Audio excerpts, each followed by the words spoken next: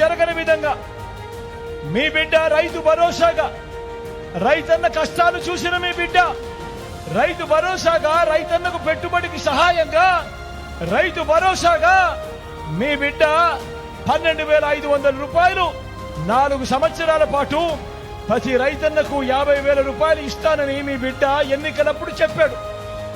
మీ బిడ్డ అధికారంలోకి వచ్చిన తర్వాత రైతన్న కష్టాలు ఎరిగిన మీ బిడ్డ 12,500 చెప్తే దాన్ని ఏకంగా 13,500 చేశాడు.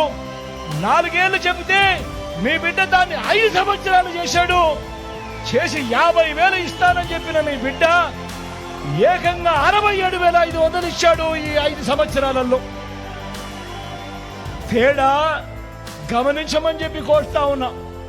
ఒకవైపున చంద్రబాబు ఉన్నాడు, తాను ఇస్తానన్న రైతుల రుణమాఫీ ఎగ్గొట్టాడు, 0 వడ్డీని ఎగ్గొట్టాడు, బ్యాంకుల్లో పెట్టిన బంగారాన్ని విడిపిస్తానన్న మాటను ఎగ్గొట్టాడు, రైతులను రోడ్డు పాలు చేశాడు.